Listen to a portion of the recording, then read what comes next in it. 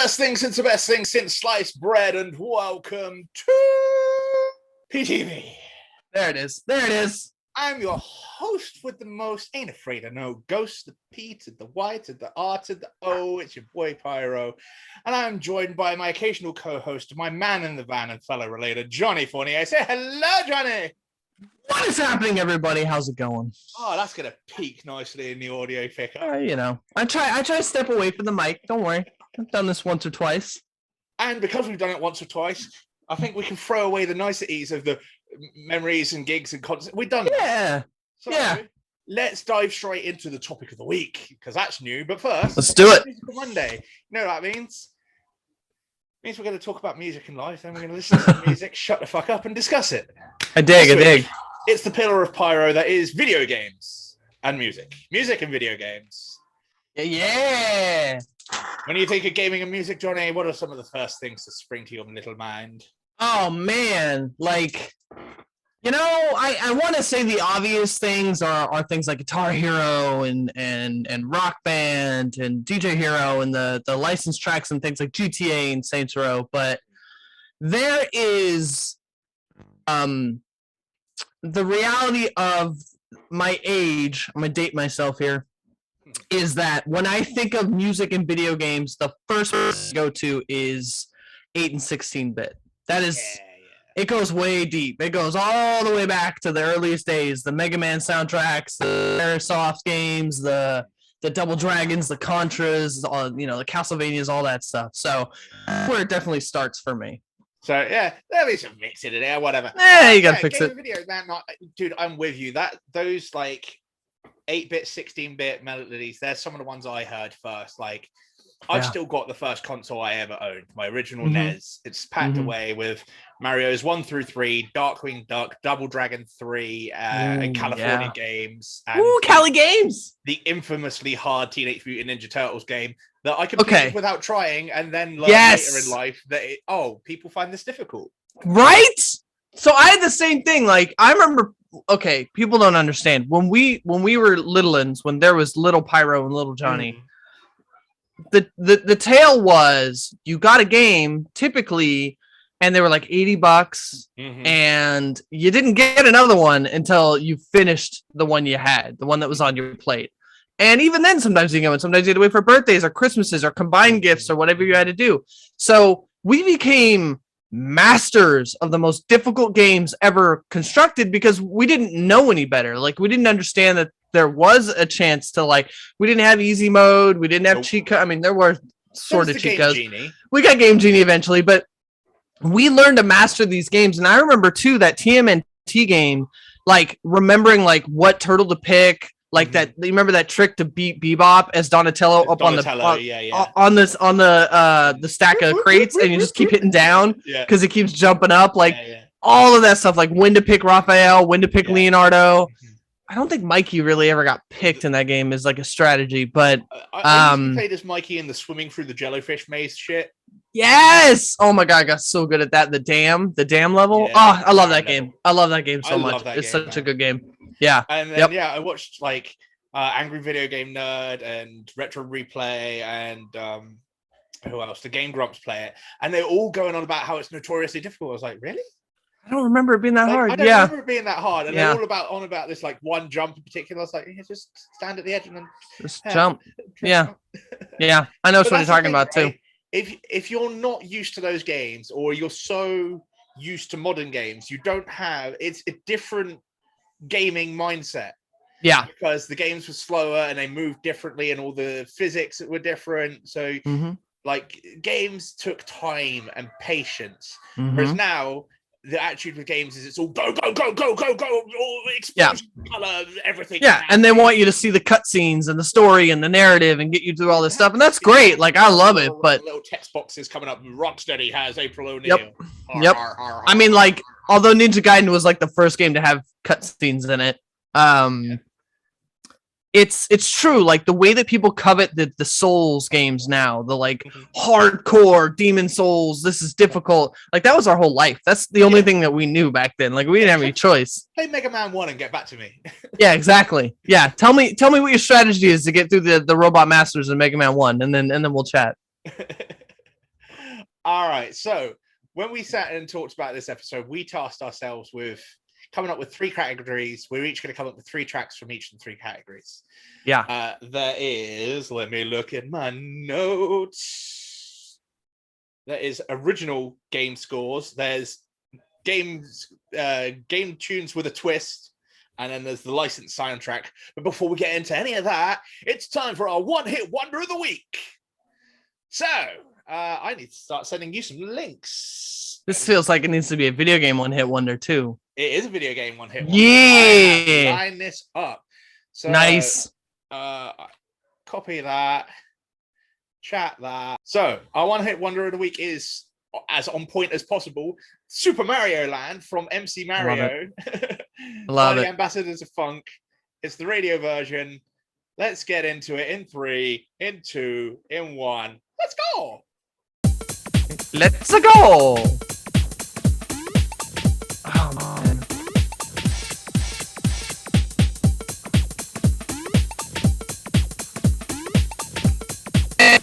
I just love that this is something that got radio play. Welcome and enter the center of my Super Mario adventure. My girl's trapped on the other side of town, so I'm moving in leaps and bounds. Folks around my way think it's strange, but there's a villain to blame. Even my mom, she thinks I'm crazy, but I got to rescue Daisy. It's a bop. Yeah, it is.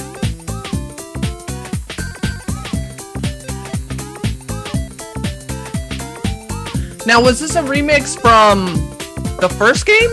This is a remix from the first Game Boy game. This is the remix from Super Mario Land. That's what I was. Okay. Yep. Which technically is the last series of games in the canon.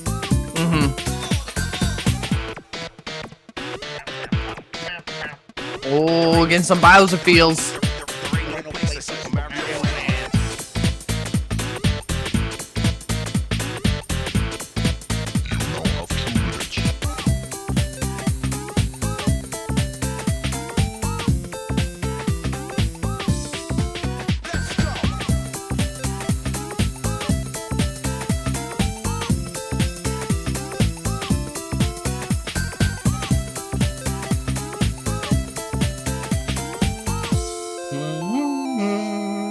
Game over.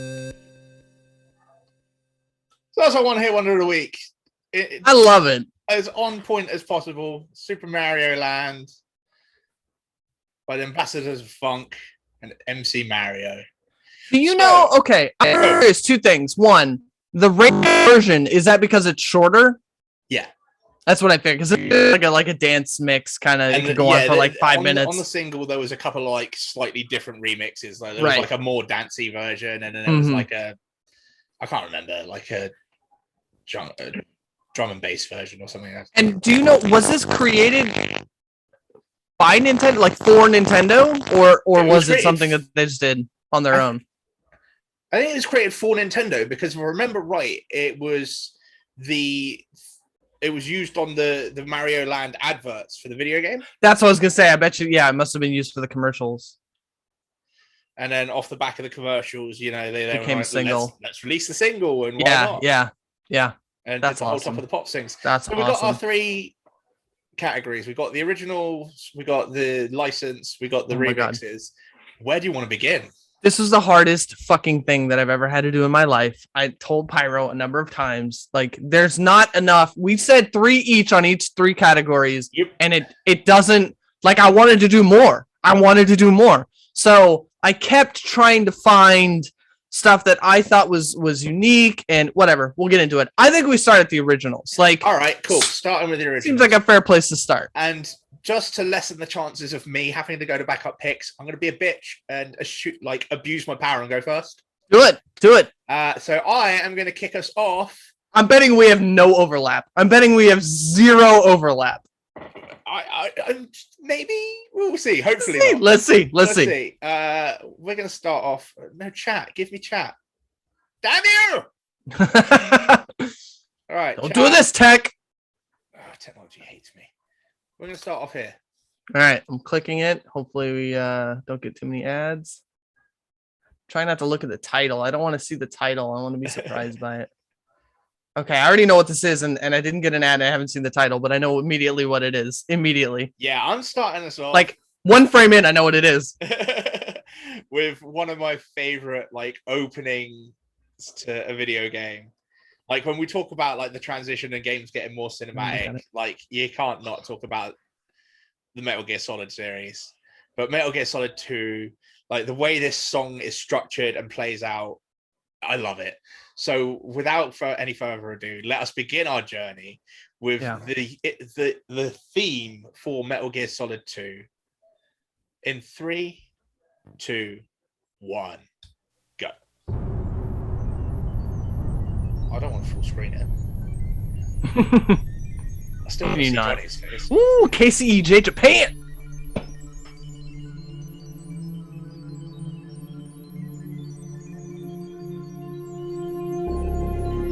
Never heard of him. Don't even know who that is. Hideo Kojima, who? Never heard of him.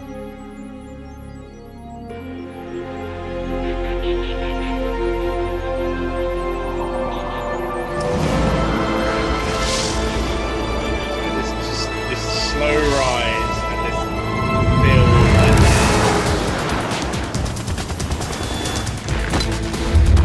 build. David Hayter?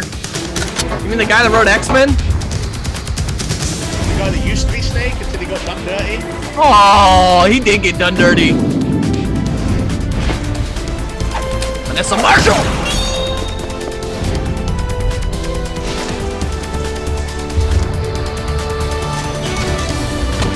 Phil Lamar.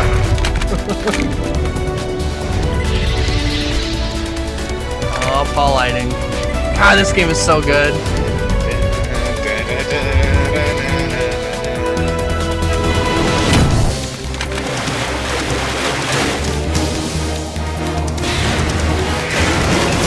then this bit where they just strip it all down. Yeah, when they go back down. Oh, this gives me like goosebumps every time. Because it does the march. Yeah. Like he's got the Harry Gregson Williams did this. We'll talk about it. Oh my God, there he is. Oh, it's so good. It's that march. Yeah.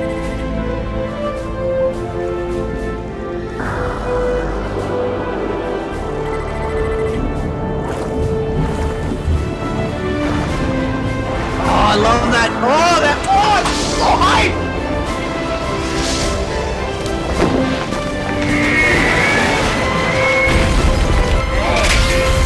I just love what a complete bamboozle this intro is too. Like,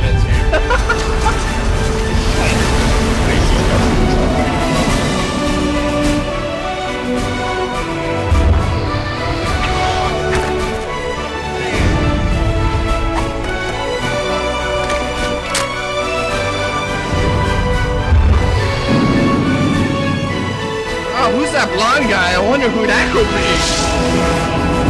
I don't know. God, Sons of Liberty is still my favorite Metal Gear.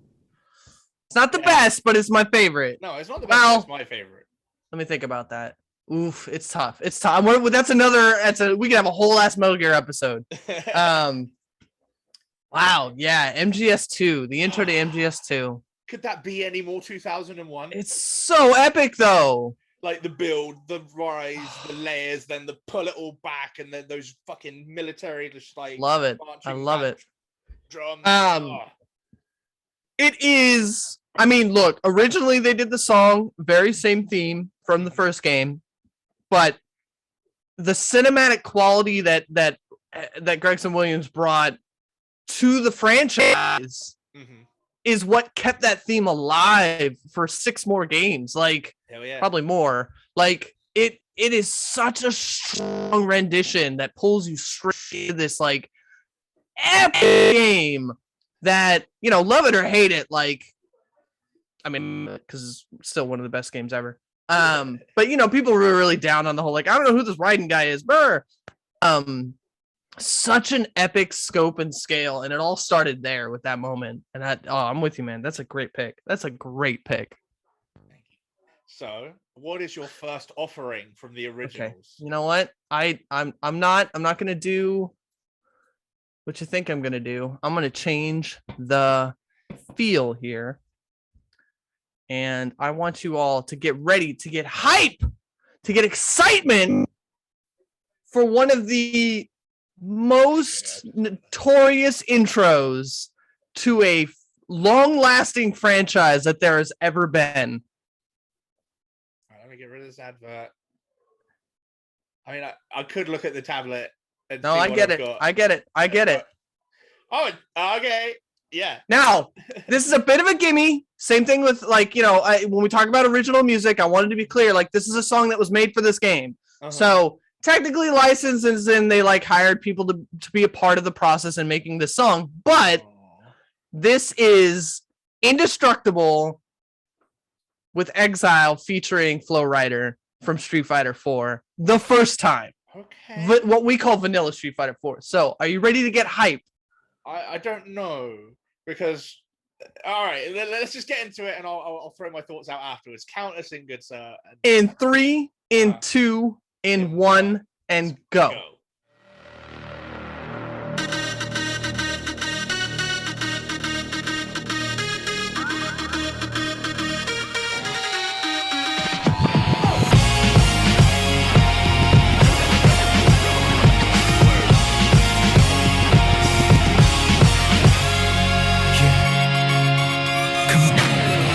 Feel it coming over me, I feel it all around me. I've been waiting for this moment all my life, it's my destiny. There's a fire deep inside of me. I want to play Street Fighter right now. I need to play Street Fighter right now. No matter how, I know I'll make it through somehow. Cause when the road feels so long, I'll still be holding. It should make you feel excitement. Right here. You ready?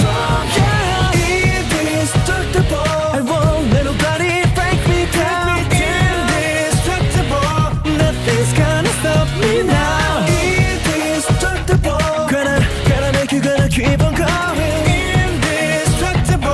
The last man standing. I'm waiting for whatever. I'm never giving up. Nothing can break my spirit. 'Cause it's indestructible.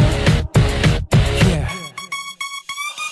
The last man standing on the planet going wild. The ride of me, diversity making it excel. There's never no emergency trouble, I just smile. Don't even bother hurting me, killers is in the clouds. Too hard for me to reach if I could, and with it matter. No helicopter plane or some new infinity ladder. I was born to conquer pain, I'm on point with it like a dagger. I feed on hardship if it's there on top of my platter. So many times I heard danger loud as a bell. Kept on the ground telling myself that I can't fail. The bottom line, my spirit is powerful, not frail. It's all of me, can't break it, I'm loving it, oh yeah. Yeah, nothing's impossible. Nothing is impossible if you're willing for it. I'll be honest, at this point, you're like, where the fuck is this song going? It is time. Nothing can hold me back now. Nothing can make me You don't have to be sorry. It's indestructible. It's alright. I won't let nobody break me down. Indestructible.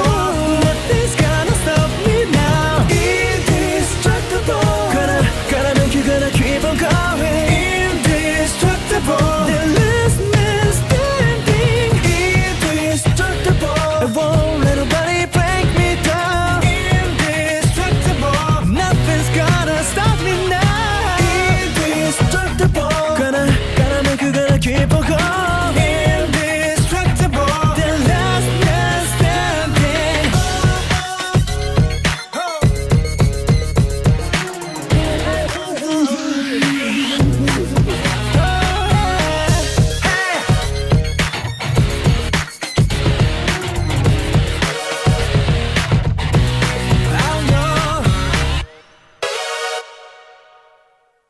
Oh man, I just want to play Street Fighter right now. Oh, I want to play Street Fighter right now. Pyro's not feeling it. All right, here's the deal. I concede there's a divide between people who like this song and don't like this song, and I also understand that more people dislike this song than not. But there's something about this song that always makes me want to play Street Fighter, and if that's not good enough, then I don't know what. Like, if that's the goal, as far as I'm concerned, the song that starts is the thing that makes me want to play Street Fighter, especially Street Fighter 4, which is a game I played a lot. That's my litmus test. It's not Guile's theme. You know what I mean? Like, I'm just saying. And Third Strike has some great tunes. Marvel's got some great tunes, but this one, every time I hear, I'm like, I know it's dumb and I know people hate it, but I want to play Street Fighter right now. Let me shit sandwich this. Do it. Is it a boppy kind of tune that if I'd listened to it in any other context, I'd have enjoyed more and got hyped to? Yes. But it reminds me of so many other things that I'd rather be listening to than that. Oh, it had Fallout Boy vibes, and like I'd rather be listening to Fallout Boy right now. It has Ninja Sex Party vibes up the wazoo.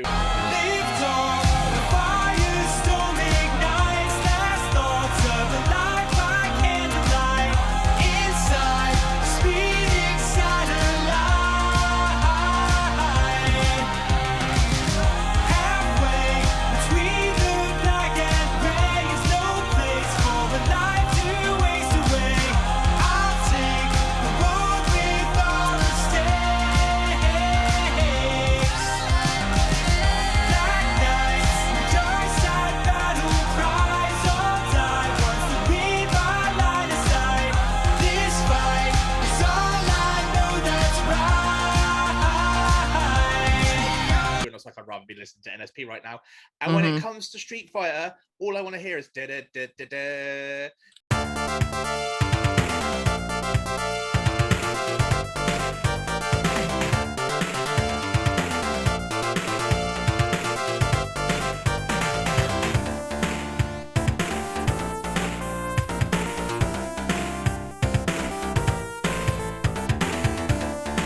Oh no.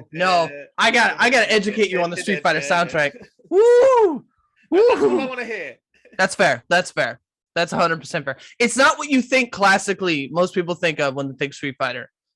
They think of like the tune you're thinking of, or Guile's theme, which is what you were humming, or all of those, Ryu's theme and all that stuff. But there's a point at which it really happened in Third Strike. Yeah. But there's a point at which they started to try to be a little more mass. They're capitalizing on the Street Fighter iconography and going, okay, let's try something else. Yeah. And nobody liked the song when it came out, and everybody in the community, in the FGC community, likes it now. Like, not everybody, but they like it more now than they did when it came out. I think the thing with it now is like Street Fighter is in a place where it is the graphics have come leaps and bounds from when it first came out. It's more cinematic. It's got more storytelling elements to it because you can. But dude, like, give me Super Street Fighter 2 Turbo over any other Street Fighter any day of the week. Like Super Street Fighter 2 Turbo 2 Champions Edition. Like that's my jam. Like anything else is like, yeah. I get you. It's a dopey pick. That's why I like it. But to complete the shit sandwich, it was an all right bop. I'm conflicted because, like I say, it reminded me of other stuff that I like more than what that was, and it's just I get that. But no, it's a good hype track. Yeah, it just makes me want to press start. Makes me want to put a quarter in and fight. All right, I am going to take us some places. Ooh, because this song inadvertently had a massive effect on my life. Ooh, I like that. Afterwards. So I got an ad. One moment.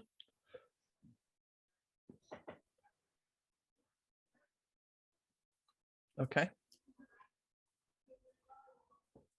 I am ready for you. All right. We are going to go into the 16-bit realm of Donkey Kong Country. Yep. Specifically, Island Swing. Not the Donkey Kong Country rap. Nope, Island Swing.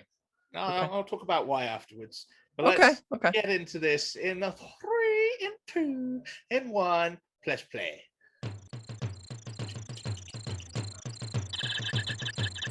Right away, I love those drums.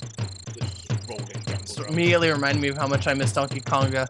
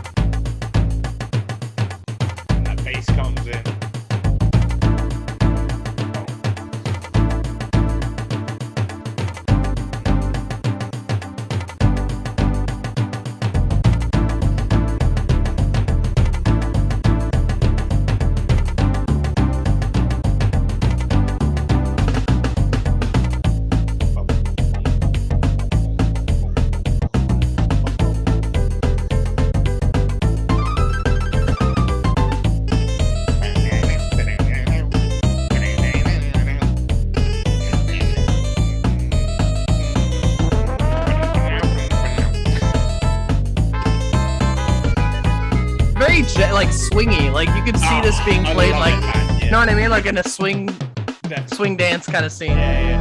I mean, it is jungle swing.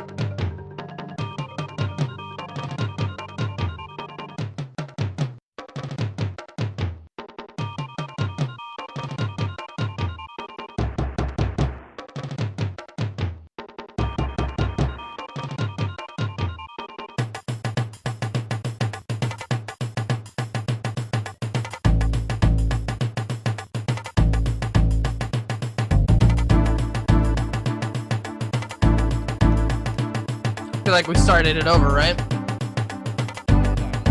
can't remember if it goes somewhere else. I'm sure it's a loop.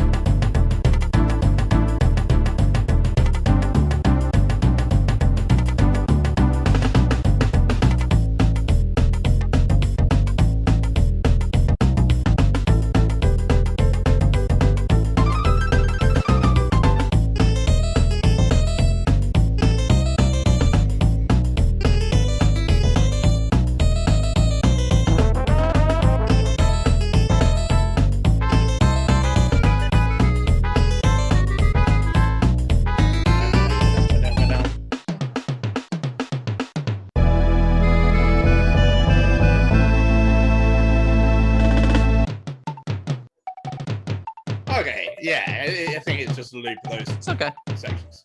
All right, so let's call it a 4-minute mark and I can fade it out. Donkey Kong Country, yo, jungle swing. I love the Donkey Kong Country music.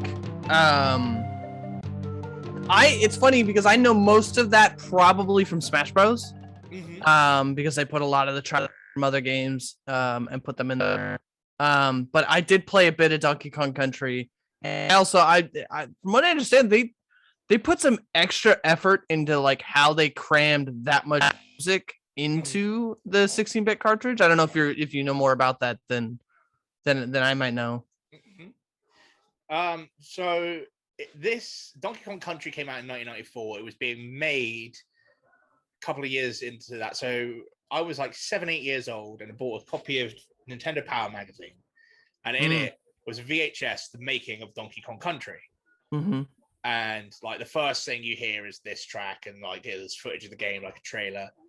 And I remember just like, because that was one of my exposure to Super Nintendo up to that point was very limited. All I'd played really was Street Fighter and Mario All Stars. So this was the first game that really looked different. Like, there wasn't as much as a different from the remasters of Mario to the All Stars. But Donkey Kong was the first game that looked different, and it was my first experience, like as a kid and then growing up, of seeing what the next gen console can do, even when it's only going from 8 to 16 bits. Yeah, I remember just being like, "Wow!" and watching this. It was like a making of the game, and it was like behind the scenes, and like they had claymation models to then base on the 3D wire renders to put in the game. It was the first game to use 3D rendered models. And I remember just being hooked, and my obsession with like making ofs coming from like that point, and that came out towards the end of the year, and like I just pestered my parents for like birthdays and Christmases after that. It's like not having any understanding of what I was asking for, but I was like, I want a wireframe animation program. Yeah. I want to build Yeah. video game characters like out of clay Yeah. and shit and see them come to life. And bless them, they didn't have a clue what I was asking for either, and they went to like Game and Woolworths and all sorts of shit looking. Yeah, wherever. What we later realized was like hundreds to thousands of dollars piece of software, and they're like, Yeah, you know, they're on like bleeding edge technology, and you're like, yeah, I just want a machine that does that. yeah, I just want that. I want to make dumb characters. Like, Yeah. I can. I like as a kid, I'm 7. I'm watching them do it on a computer, and I'm like, I've got a computer. Yeah. Get me that. Yeah, let's just make that happen. Yeah. I love it. Yeah. So this has always had a special place in my heart, man. Like, That's awesome.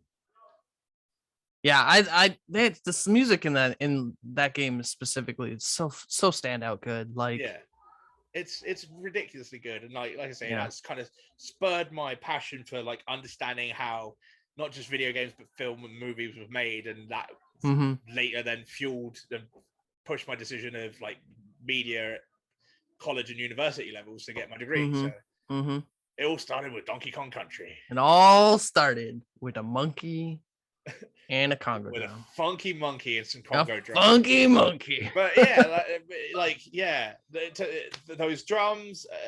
I've always so had good. a spot for those like rolling kind of bassy tom for drums. Yeah. And yeah, the combination of that sound and those visuals for the first time at like 7, 8, 9 years old. Yeah. Locked in for life. Okay. All right, what's your second offering, bro? My second offering is going to start with some massive bassy drums. Oh, I like it. You're gonna know what this is right away. Okay. And this is where we get close to an overlap. Let's get rid of that Street Fighter tab. Let's close to an overlap. In one of the most spectacular Wi-Fi ever songs made for a video game. I don't even want to. I don't want to cue it up. I don't know what it is. I don't want to cue it up. I want to count it down. All right, count us in. I just want to know. 3 and 2 and 1. Boom. Oh, all right. Yeah. What? The crossover. You went A little bit. Okay, yeah. I love this song. What a thrill. So good. But my least favorite Metal Gear Solid game. And silence through the night. Okay, that's interesting. What a I thrill. hate the camera system. I'm searching, I'm melting Okay. to you. Okay. What a fear in my heart. So good though. But you're so supreme. I give my life, not for honor, but for you. In my time, I love this song. It's so good. It's such a good song. there'll But, be yeah. so good. no one else. Crime, it's the way I fly to you. I'm still in a dream, snake eater. I'm still in a dream, snake eater.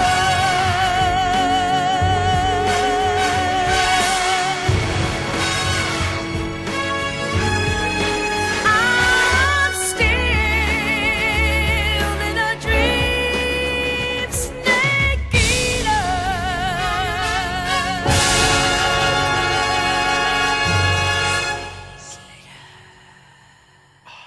I do Oh, love that it's so song. goddamn good. And Plug-in Dave will definitely approve. Check out Plug-in Dave. Venom Snakes on a Monday, sometimes on a Monday. That song. Advert. Talk to us about that song. Okay, first of all, that game is, I mean, if you're not liking the camera angle or the camera system is fine, but like the camo system, the survival system, the story, everything about that game is firing on all cylinders. And then to top it off, because it's the 60s and he wants to do his homage to James Bond films, Kojima gets this song made, and it's fucking dope. Like, it's oh a my beautiful God, song. I so love this good. song. But here's the thing. My relationship with this song and this game are batshit crazy because I played like the first hour of the game, hated it, took it back to the store, returned it. Never went back to it again. Just forgot about it for years. Then a redubbed version of this song popped up on DC Abridged. Trigon is coming.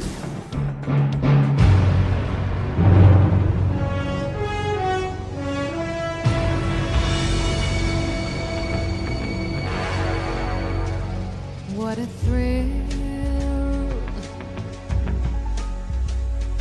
with Robin and the others through the night. The abridged Young Justice. And I was like, I love this song. Where have I heard it before? Oh, I see. And then Plugin Dave started his chronological playthroughs of the Metal Gear Solid games. So of course, 3. And then you get to the ladder scene, and I was like, yeah, he's like climbing the ladder. I know this song from, but I never got that far because I hated the game so much. No, I just took it back. Okay, so what I don't understand, you hated the camera. How do I put this? You hated it when it first came out. Yeah, like, you didn't like the off camera, which is what Metal Gear Solid 2 was. It was just broken and wrong. I don't know. It wasn't, but you crazy. Okay. It was awful. So when they released Resistance, which they gave you a full 3D camera and like completely changed the way the game was played. You absolutely still need to play this game. Like, it is without a doubt one of the best Metal Gear games because of the story. Oh, dude. Oh my God. Oh, so good. So good. So I'm like a hardcore Metal Gear fan since Solid. Yeah. So, but I have played the other ones. I have every Metal Gear game. I bought the MSX versions. Like, I've met Kojima a number of times. Like, I had signed stuff. I was like super obsessed. And then I have my Crestfall. My story for Crestfall, and this comes later. But this game, holy shit, just love this fucking song because it's such a goddamn jam. As like a great Bond homage, and B, an awesome song in the middle of the game when you're climbing a ladder. Like, it's dopey as hell. But yeah, I don't know. Like, great story. I'm glad I've watched Dave play it. But yeah, like, it was weird because, like, all right, it's a similar camera system to 2, but it was just broken in the. Yeah, you could like move it and look around. It was a different. I mean, they tried to make it a little more open and bigger, and you could slide it around and like. It just annoyed me. So yeah. The other thing that we don't have here that I hope you will find to show the audience at home is there's like more of a music video version from. I'll try and find that. That's way cooler looking. But, like, with that kind of camera system in Metal Gear Solid 2, I didn't know anything else. So it was new and it was fresh, and it was like it was kind of similar to 1 but a bit better. You need to stop about this camera. You're losing ground on this camera argument, ignorant. You returned one of the greatest games ever made because you like the camera angle. You're losing ground here. You're losing ground. I'm going to justify it if I can. Basically by saying I was spoiled. By the time this game came out, better games had better camera systems, and that's what I wanted. So to go from those to that, I was like, nope, not doing it. Took it back. Had a proper strop, threw my toys out of the pram, took the game back. Mm-hmm. It's on me, but it's also on them for having a shitty camera system that doesn't work. No way, man. No way. What's your next song? My next song is this is your last original song. We have to do this again sometime, by the way, because I still have more songs. Oh yeah. We'll do like an honorable mentions or something, and we can definitely do it again some other time. That's where we're going for the next one. All right, here we go. I got an ad. 1 second. Don't want to see. Oh fuck. Oh fuck. Okay, sorry. I saw. Okay, yeah. Tell me. It is the main theme for Batman Arkham City. The best of all the Batman games. Hell yeah. I'm sorry. It's better than Arkham Knight. Arkham Knight. It goes City, Asylum, Origins, Night. Fight me. Let's go. But that's my list. All of Batman. But yeah. Metal Gear Solid is kind of why I chose to go first, because I was like, we both love Metal Gear Solid. There's bound to be a sneaky Metal Gear Solid entrance on there. I'll sneak in 2 at the beginning. Yeah. Glad you came in with 3. But let's get into the theme for Batman Arkham City in a 3, in a 2, in 1. Go. I'm Batman. And then.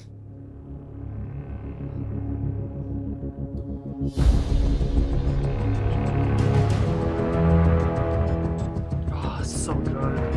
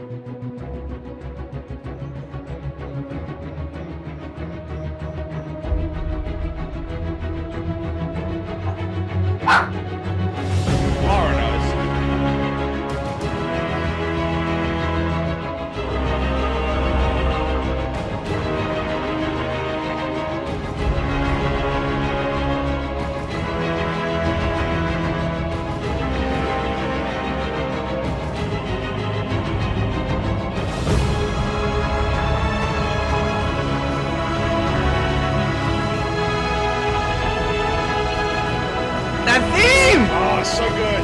Oh, it is so good.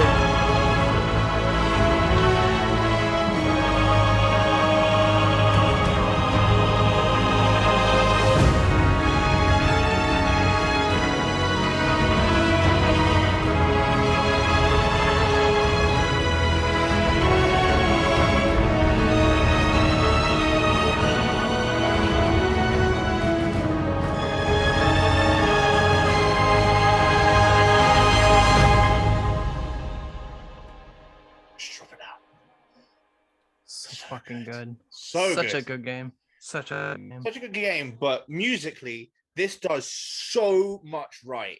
This takes the best of Danny Elfman, the best ingredients of Zimmer, and its own thing, and blends them together so seamlessly and beautifully, and it dips and rises, and it knows exactly what to do when. It gives me goosebumps, man. Like, yep. Show me a Batman theme outside of that Elfman and Dark Knight that's better. That's not Batman. I mean, look, that's a great theme. No, you're not wrong. It's so good. It's so stirring and so evocative of that game franchise and that Batman that they created there. Like I said, when we both were so hyped when they got to that theme part. That theme part is so fucking good. Oh, so good. And I love that game. Back when these games were coming out, I was really into getting all the achievements and trophies. So I got all the trophies and all the achievements on PS4 and Xbox for both games, all the games. Like I was like, I love these games. I'm gonna play them like crazy on both consoles. And then I got to this one, and there was the Calendar Man one. Yes. And I was literally like, I'm not going to cheat. So every holiday I would come back to play Arkham City to get that achievement. And like watching that unfold in the actual year was super fun. Like, I know you could cheat, you could change the calendar and like do all that stuff, but like months because I don't know when certain American holidays are. Yeah, it's fair. Yeah, you might need to like, go back to them, or if you miss, like I cheated because I missed one, like I missed a day, so I rolled the calendar back. But like I legit went through the year, and like that story, that Easter egg, that whole trophy was so much fucking fun. Yes, I adore that game. I think, like I said, I think it's the best out of all of them. So, all right. I don't know. Like, it's hard for me to order them. City sits at the top, and then it's just the rest of them because I for different reasons. Like, I like Night. I really like Night. Because I'm a massive sucker for Red Hood.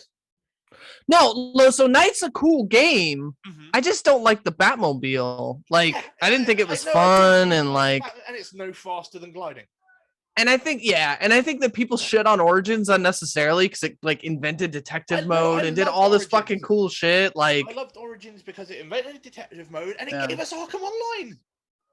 Like, Yeah. which I dearly missed from like the remasters. Like, I'd Yeah. kill for Arkham Online. that was a great game. So, anyways, and the original, because it's the original, it started it. So oh my god, and it's like a perfect Metroid game. Like the original is like this perfect, like encapsulated, brilliant. You know, like it's like the Die Hard of games. It's like you can. There's nothing to trim. There's no fat in that game. No, it's all story all the time.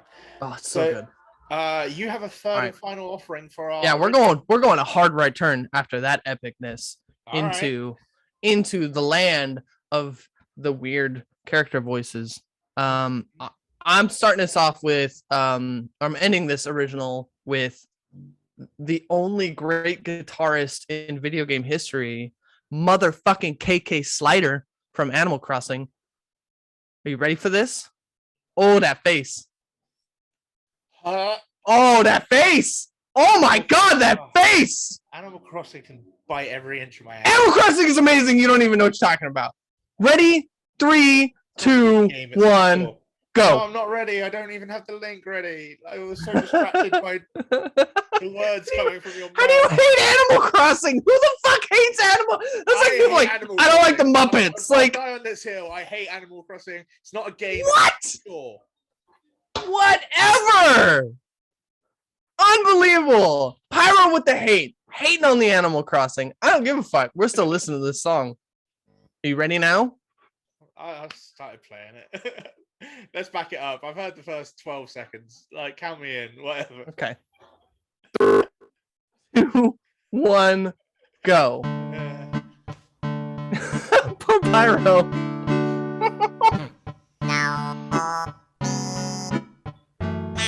What is this?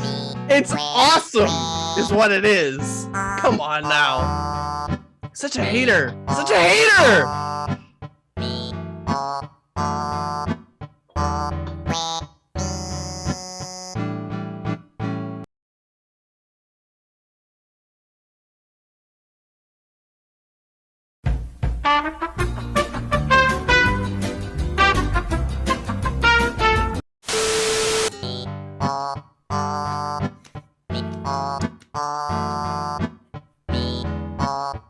Still 20 seconds of this.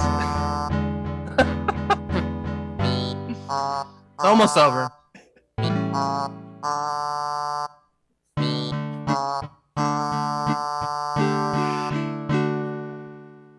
All right.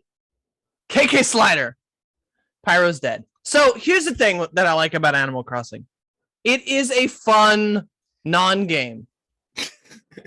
Look, I can see, but it's a non-game like Sims is a non-game. Like, you know, what's the point of the game, right? Or Second Life or whatever. But I love that idea that, I mean, it's nonsense, but I love that idea how the game world has you show up on Saturdays to see KK perform. And in order to get his song, you have to request it. Like, it's a fun concept. Like, you go there on Saturday, you go see him perform at the cafe, and you request a certain song so that you can have it and listen to it whenever you want in your virtual Animal Crossing world. That's stupid fun. You're hating on KK Slider is a disappointment. It's just a disappointment.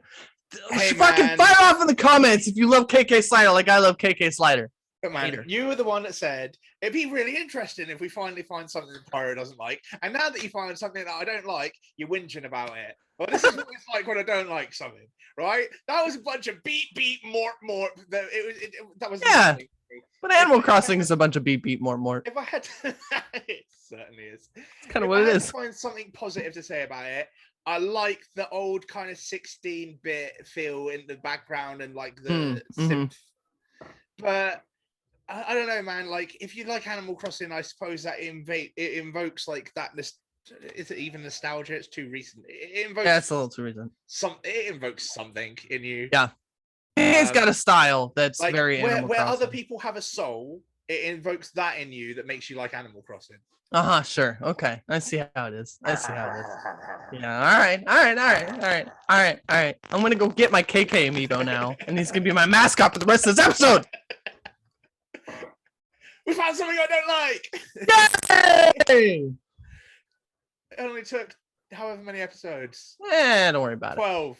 That's not bad. 12 weeks. I feel like I got more in the tank for things that you're not gonna like, so we should move on to licensed songs. Oh no. Now we should do things with a twist. Ooh, I like it. Let's leave like the everyday shit to the end. Let's right. take some wild left turns and go places. Do it. I do need to share screen for this one though, because All right. I can guarantee you won't have heard this unless it's a very niche specific thing. Like my PIC, Fraser Freeze, who is a composer for Diversity and Disney, and he's done bits for Nintendo and Ferrari and whatever. He did a bunch of remixes, and this is one of his ditties. Nice. And I need to give him some love because his episode never came to be, because that was the one that the footage went no. So we promised there was an episode that existed somewhere where we listened to Tupac. A lost episode. It is the lost episode. Yeah. But to pay it back, let's listen to Fraser Freeze for a bit, and I'm in. Let's do it. Enjoy some of his work, and in a roundabout way, go back to where we began this episode musically with your boy Mario. So this is the Mario remix by Fraser Freeze. Johhny, count us in if you please. In a 3, 2, 1, go. Tell me you can hear that. It's me, Mario. It's me.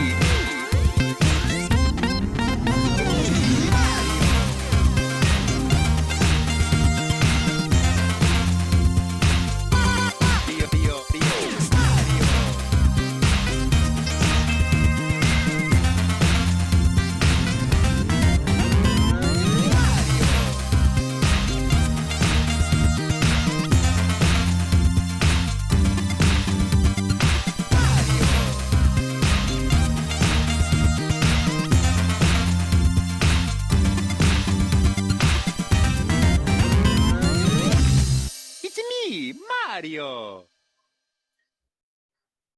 I love that one. Was it stage 1, 2 track? Yeah, man. Oh, it's so good. It's so good. Shout out to my boy Fraser Free. Yeah, that was awesome. Yeah, man. I love the way Fraser works because like he's totally composed this from the ground up, like taking the themes from the old songs, the sound clips from the N64 game, and the way he uses like the sound effects for the game, not just like as inserts, but also like as an instrument in their own, and they carry him musically. That boy's always had like spot on timing, and that's awesome. Yeah, the work he can do in composing in a lab it's like watching Rain Man play cards. All right, man. What's your first offering for themes with a twist? Close the share. Yes, that would probably help if I closed share. I can close iTunes entirely. Stop share. Do you believe in love after love? Shut up, share. Stop. Thank you. All right. We're back. What's your first offering? So, my first offering in the world of remixes, and look, in a world of lo-fi, hi-fi, everybody's remix songs and stuff. There's one guy out there that did less work remixing and more work adding lyrics to classic video game songs, and that man is the one and only Brent Black, Brent of Floss. So, where's the link at? One of my favorite tracks is in this link here. Going back to, as I said before, one of my all-time favorite, and really where I start musically, is Mega Man. Here from Mega Man 2 is the song "Gotta Run, Be the One." The link come through? I don't know. Should be there. 523. Don't be 2 days ago again. Okay, something different. Sweet. All right. It's a video. Sweet. All right. It is a video. Okay, I'm ready. Well, let me see if there's an advert. It's not an advert. Okay. Okay. Count us in. 3, 2, 1, go. You.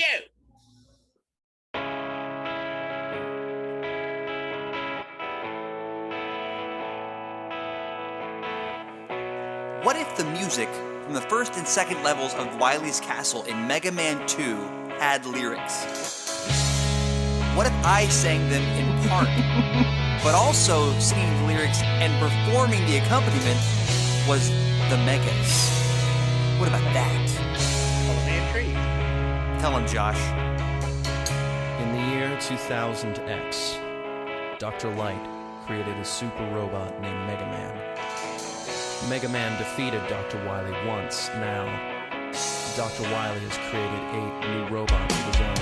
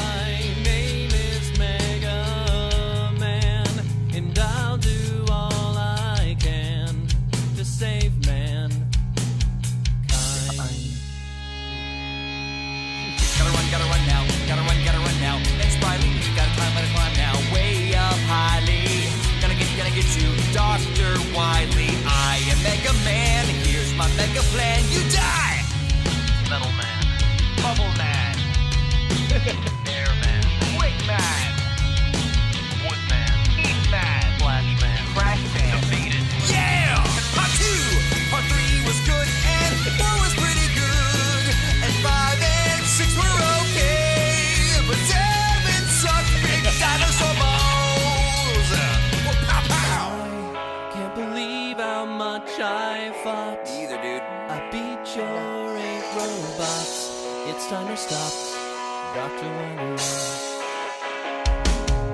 Here we go! Gotta run now. It's Gotta run now. That's Wily. Gotta run now. Put on your blue helmet. It's time to Dr. Wily. Mega Man. Let's get him! 'Cause Dr. Wily is an old nasty son of a taint. He can't escape so slyly, but not this time.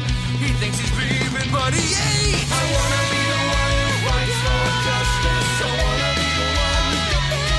I want to be the one who your mustache. Immediately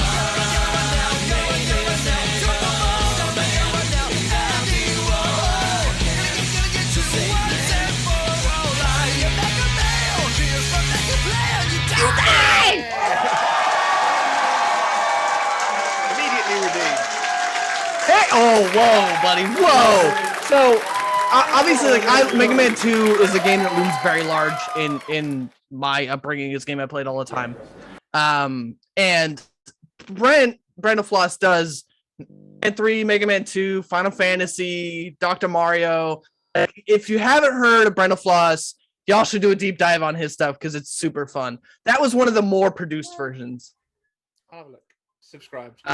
Yeah, he's awesome. So, and that was always a song. Plus, they had the Megas in there, and some people, know, like there's a lot of like video game cover bands and stuff, and the Megas is one of them. Obviously, inspired by Mega Man. Mhm. So, I dig that track. It's just such a fun remix to what is already a great soundtrack song for Mega Man 2. Hell, motherfucking yeah. There you go. There you go. There No, you man. go. There That- you go.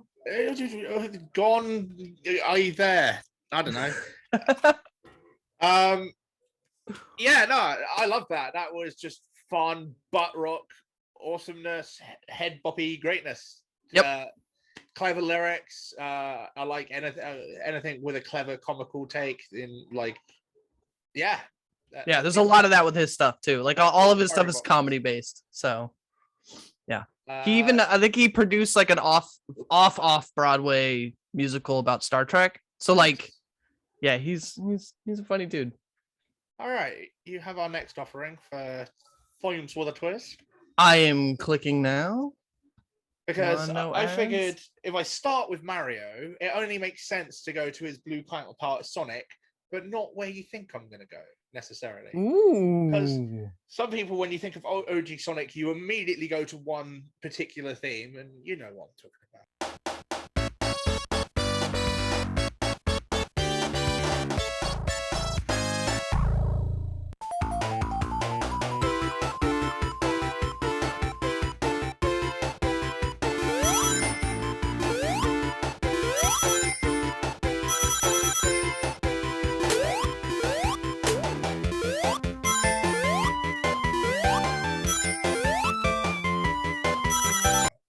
Right. You're talking about the Green Hill Zone. Exactamond. Yeah. Or anything Michael Jackson made. But I don't know. I know Michael Jackson did bits. I don't know whether or not he did this one. But this is my favorite song. All right. Original Sonic with a twist. I'm in. It's from the Marble Zone. All right. Let's put some butt rocket back in our ears in 3, 2, and 1. Let's rock!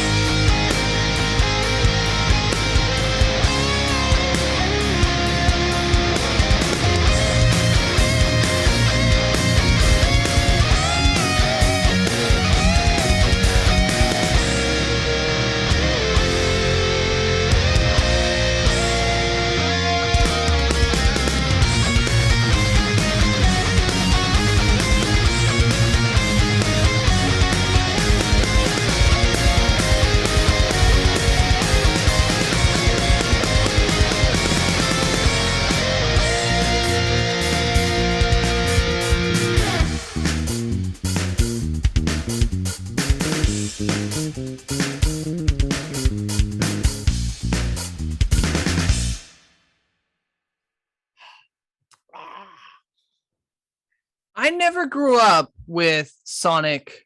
Like I was a Super Nintendo growing up. Okay. So coming back to like later, all the music, it's kind of an interesting like a rediscovery for me. You know what I mean? Like I'm somebody, you know, like I said, Green Hill Zone and stuff like that is stuff that I know, but like I didn't know that song. It's like obviously impressive, like watching this guy fucking shred the guitar to get this song out. So I dig it a lot. Because like, yeah, I had the journey of, I went from NES to Mega Drive to SNES, but only like rented. Never owned one. Then I went N64 and eventually PlayStation and so on and so forth. So like Sonic again, like I was super young when I came out, and this the marble level is like the second level of the game. So it's like if you've ever played Sonic like loosely or as a kid or an adult, whatever, if you picked it up, you've probably got past the first level and you probably reached this one. And like there was something about this tune in comparison to Green Hill Zone that just stood out to me. And the reason I love this remix that I brought in for us today is I love the way the guy plays it. Like similar with Fraser and Mario, the guy has a great understanding of how to build and flow a track. Like it never gets stale, even though it's the same like 32 64 bar loop. But he because of his understanding of how to structure a song, like you get those flurries and you get the builds, and like again he drops it out and brings it back. It just chef's kiss. Yeah, I dig it a lot. So that's my second. What is your second offering for themes with it? Okay, I'm gonna call an audible right now. And I'm going to tell you what I originally had was El Dorado from Uncharted that DJ Shadow had remixed, but they kind of asked him to do that. Like it was a part of the soundtrack, it was like the credits, and like I just remember that being a part of it. So my pivot. I don't think we can turn anymore. Pivot.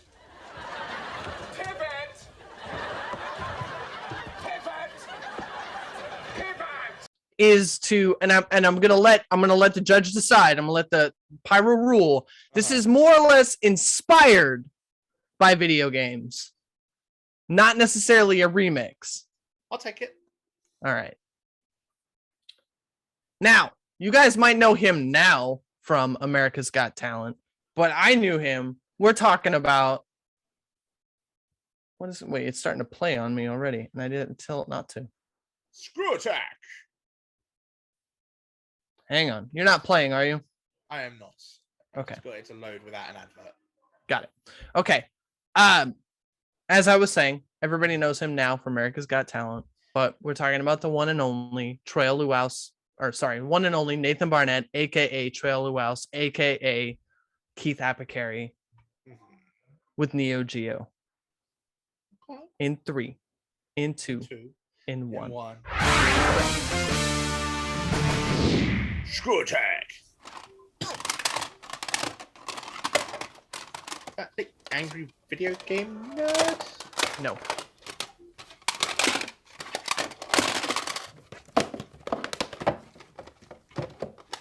Just gotta find it. Hold on. Just let him there it is. There, he found it. Right. Nice. Nice. All right. Just had to look. I'm intrigued.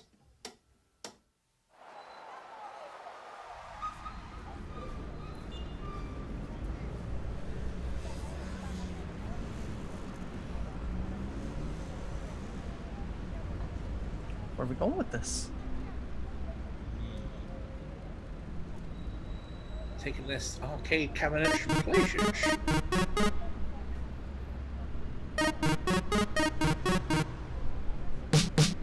Neo, 4 white buttons and 2 joysticks. Neo, cool red cabinet, name that stick.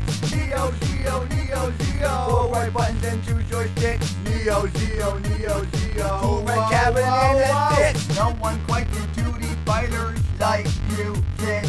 No one quite did running and gunning like you did. No one quite did puzzle bobble like you did. A lowest of my 4-slot model. Cause I.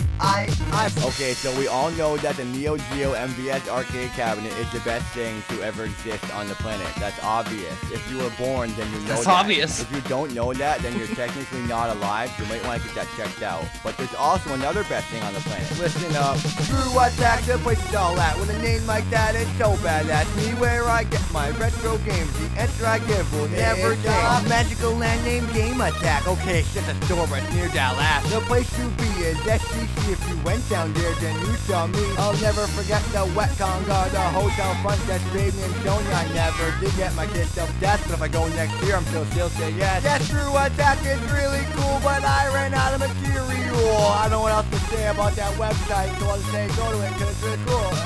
Right? Was that good? Right. Neo Geo, Neo Geo. 4 right buttons and 2 joysticks. Neo Geo, Neo Geo. Blue red cabinet, name that shit. Neo Geo, Neo Geo. 4 right buttons and 2 joysticks. Neo Geo, Neo Geo. Blue red cabinet, name that shit. Neo Geo, Neo Geo. 4 right buttons and 2 joysticks. Neo Geo, Neo Geo. Blue red cabinet, name that shit. Neo Geo, Neo Geo. 4 right buttons and 2 joysticks. Neo Geo, Neo Geo. Blue red cabinet, name that shit. The guys on Racket Boy are gonna love this one. That was Neo Geo. That was Keith Apicary. You guess. I have no idea who that guy is. Keith Apicary is, well, he's a physical comedian. Okay. He just auditioned on this year's America's Got Talent. Right. But he is, in the video game world, a loose fucking cannon. Hilarious. So he's his real name is Nathan. He's kind of like a nerdcore Buster Keaton, as best as I can describe him. Huge physical comedian, likes to do these like one take or like one take music videos, and is like a huge retro game fan. So that's where a lot of people started like discovering who he was that song. Okay. And yeah, so I'd say check that stuff out too. Yeah, it's fun. Like I feel like the 16 bits were probably like samples from some of those Neo Geo like arcade games, so it still counts in the theme. Still counts. All right, good. I just slid in. Good. Not too good. far out. All right. I like it because like you've gone some places, and I'm like my third offering. I'm sticking with the classics. I've gone from Mario to Sonic. I'm gonna take us to Zelda. Woo! Let's get that link. I want to go to Hyrule. I'm sorry, you want that link? Da-da. For the last time, it's not Zelda. Zelda's the princess. All right. Okay, loading in. No ads. No ad. Okay, no ads. Good. All right. I am ready. This is a dubstep remix of the theme of The Legend of Zelda. And it's beautiful. And again, like the other songs, it just knows how to go places. So I said enough. Let's let the track do the talking. Do it. 3, 2, 1. Press play.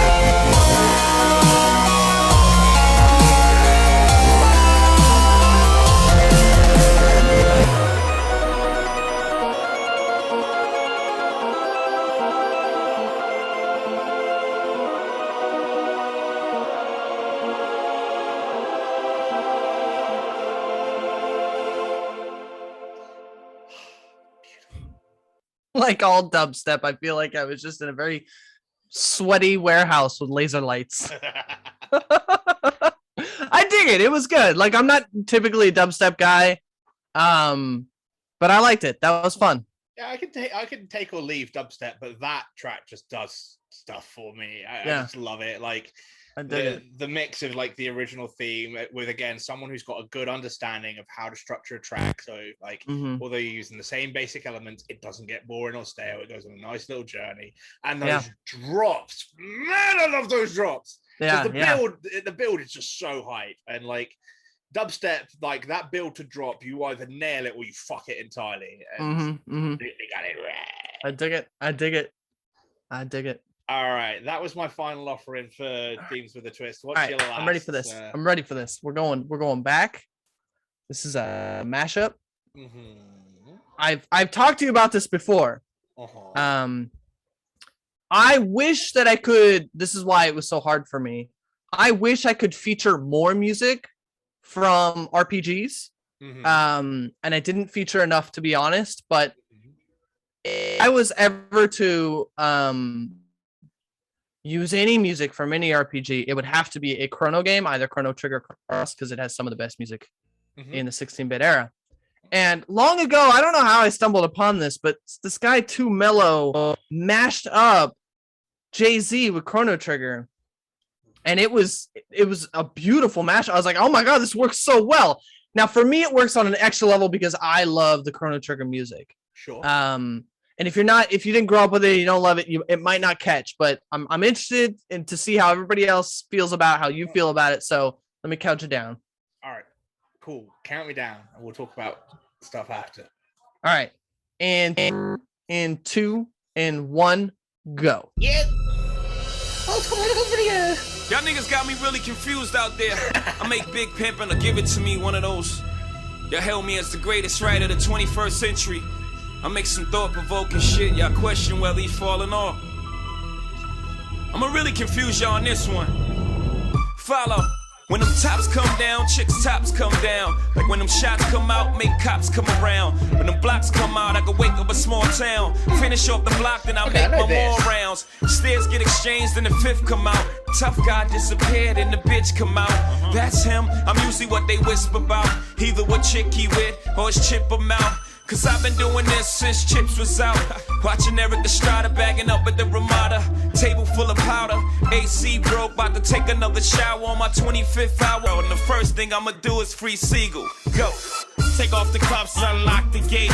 It's that ignorant nigga that you love to hate. The 07 Ice Cube, BC so rude. Tell a trick that these nuts eat dick like food. Now see if I care if this verse get in. Even if you mute it, the curse is there. Yeah, I'm so raunchy, bitch get off me. Keep my fleet collar on, you little ticks get off me. I missed the part when it stopped being by I miss. What do my lyrics got to do with this shit? Scarface the movie did more than Scarface the rapper to me. Still that ain't the blame for all the shit that's happened to me. Are you saying what I'm spitting? It's worse than these celebrities showing they kidding, you kidding? Let's stop the bullshitting. Till we all without sin, let's quit the pulpitting. Come on, this is the ignorant shit you like. Nigga, fuck shit, ass bitch, trick precise. Come on, I got that ignorant shit you love. Nigga, fuck shit, man, he gon' poop them drugs. Come on, I got that ignorant shit you need. Nigga, fuck shit, ass bitch, trick plus weed. Come on, I'm only trying to give you what you want. Nigga, fuck shit, ass bitch, you like it, don't front. Chrono Jigga. This is the ignorant shit you like,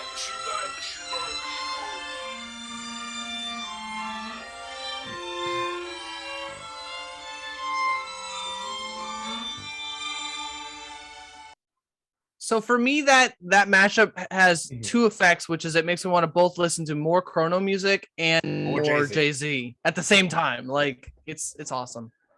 It did one of those things, but I missed Chrono Trigger because I'm pretty sure I'm right in saying it was Super Nintendo.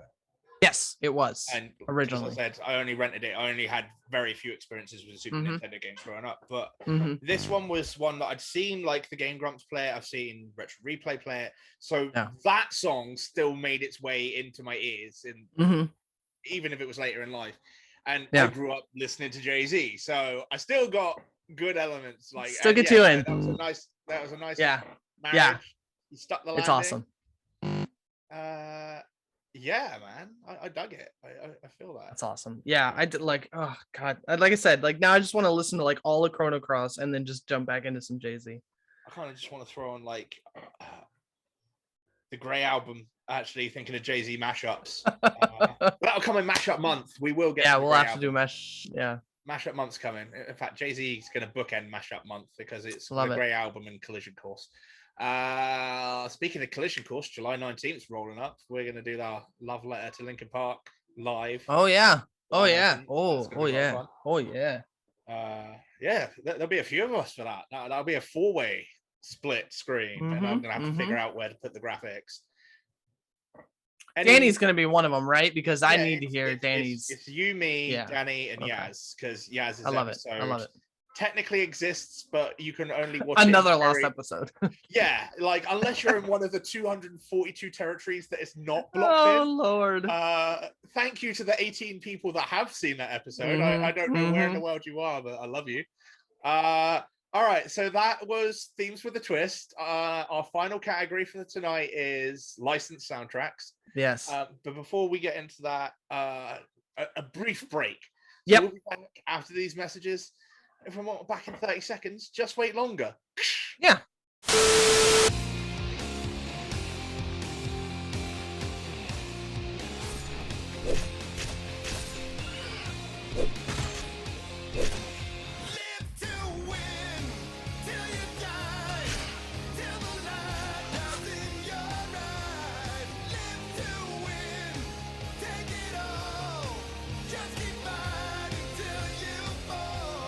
And we're back! Hey! That was our sponsor, World of Warcraft. Why have a life when you can play World of Warcraft? Yes. Right, so our final category for the evening is the licensed video game soundtracks. I'm going to kick us off with one that is, but it could also have gone in original themes, but it's been licensed to bring it back. You'll see what I mean. Okay. You got the link? I'm clicking now.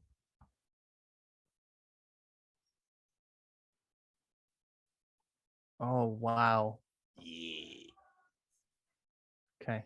I'm ready. So I have brought out the original theme for Grand Theft Auto that counts as an original, but also counts as a licensed track because they had to license it to bring it back in GTA's 3 and 4. Mhm. So, without any further ado, let's get into the GTA theme in 3 and 2 and 1. Press play.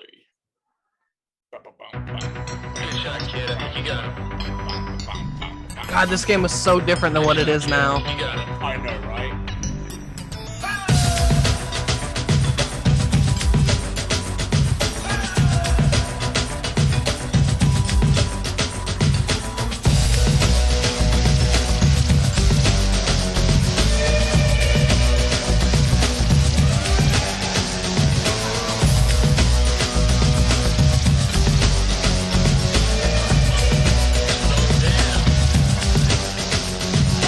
Uptown, speeding all around. The Naked 47 got the power in his pound to move any mother that gets in the way. Just another power machine on the freeway. Riding with me is my MC homeboy, knowing the rules ain't part of his program. Finding the right way around this map might be pretty hard cause he's fucked on crack. G, Grand Theft Auto, you gotta make a mark and move where you want to. T, that determination to steal what you can and run from the nation. Hey, what do you say?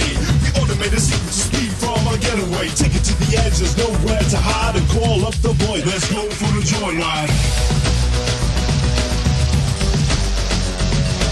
Cheap knowledge was my main game. To figure out the law, to figure out the frame. Just when I thought I knew justice, I got my me said, you just been busted.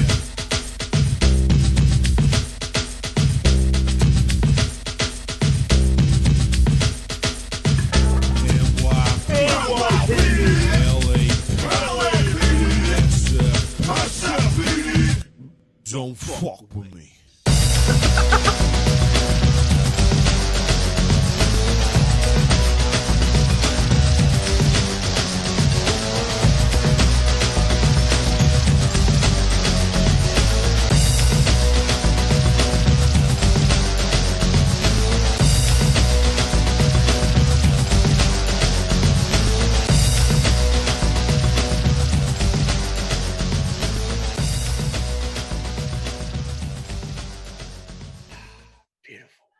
Yeah, man. That was a way different vibe and a different time for GTA, and I fucking love it. That was awesome. And yeah, man, I remember that game when it first came out. I was 12 years old. Like, to be 12 years old the first time you played GTA, it's like one of the first like 18 rated games I ever played. Like, oh yeah. I remember there was a demo. There was like a 30-minute demo that every kid downloaded, and we played pants off of. Oh, we played the crap out of it. Yeah, that was a good time. Oh man, it was so good. And you know, getting my parents to buy the game, and they're like, "Oh, it's rated 18." You sure? I was like, "Oh, it's just driving around." Ah, but look, it's just top down. It's not that bad. Yeah, it's not that bad. And then you the make cartoon. sure your parents aren't watching when you run over the line of school children. An incredibly violent cartoon. So yeah. All right. And then they brought it back in GTA 3, and it's also in GTA 5. Kind of, they used the instrumental on one of the arcade machines. Oh, that's cool. So yeah, it's a nice. It's a good way to bring it back. Yeah. Yeah, I like it. I like it. And again, like at 12 years old, it was like one of the first rap songs that I learned words to. Yeah. Yeah. So licensed soundtracks. What's your first offering, sir? So my first offering comes from a little known game. No, that's not true. Tales from the Borderlands. If you haven't played, first of all, I think Borderlands does an excellent job in general licensing songs, usually for their intros. And Tales from the Borderlands was like a Telltale game, an episodic adventure, and every episode there was a new licensed track and a new intro. Okay. And I think it was some of the best use of licensed music to get you into the feel and the mood of the episode, specifically episode 2. So that's what this is. Just cue this up for you. Can't us in. That looks suspiciously like an advert. Oh no. Have you got dry eyes? Put some chemicals in it instead of just, closing your eyes and opening them again. You definitely need to spend $10. Is that little red fiery guy too? I've been seeing that guy all over the place. Fuck my life. You Yanks will buy anything. Hey, we learned it from watching you. Dad. Oh shit, I got aliens. I got an ad. Hold on. Oh, you got us twice, YouTube. Still waiting for this ad to load. Come on, YouTube. Yeah, and we're back. All right, and hey, ready to count down in 3, in 2, in 1, go. I did it.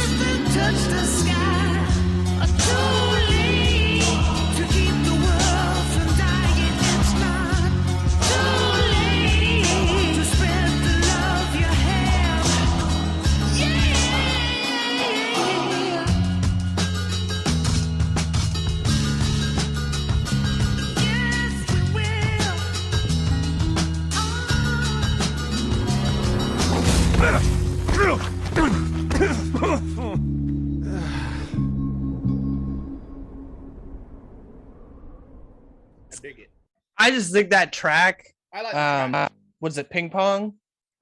Sure. Wait, what is it? Sean Lee's Ping Pong Orchestra featuring Nino Machella. Kiss the Sky. Sorry, that's the name of the song. It's a great track. But I also just love how it's used as an intro song. Like, and every episode is a different song, and they do different themes and different things. Tales of Borderlands is an awesome. And that was an opening that always kind of stuck with me. Is like a great use of a track and a moment that's happening, and then doing the intro and the credits and all that. Yeah, no, stuff. that's cool. I like the marriage of all of those things. Yeah. I don't really tend to play the Telltale games because like they're just not my thing. Like I don't think they're Fair. bad. They just don't float my boat. I feel they're cool as experiences, but to me they don't feel like games. No, I get that. They're definitely different. They're more like interactive, like choose your own adventure novels. Yeah. It's an experience. Fucking Tales from Borderlands is hilarious though. It's like the funniest writing that they have. So I recommend it. But if you want to just watch somebody play, you can do that too. Yeah, but... like if I checked out the Batman one because like I love Batman, and even with that, it's something about the art style, and it's like it's not quite a movie, but it's not quite a video game, and it just takes me out of both. I get you. But yeah, I recognize that they're awesome. Like I'm not saying they're bad. They're not. Yeah. For this is definitely about like the use of licensed track, and Totally. it's so on point.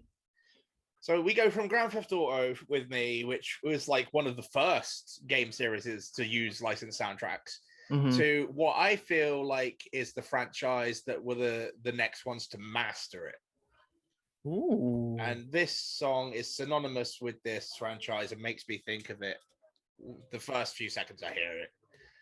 There are plenty of other songs from the countless soundtracks on the game, but for me, like this is the one that like. Ooh, you just went into like deep bench license. I like this. Like this game alone has like such a huge bench for like great licensed tracks. Yeah, it does. Like I say, there are so many across the franchise, but like there are other songs that I like, but that don't necessarily make me think of Tony Hawk's Pro Skater.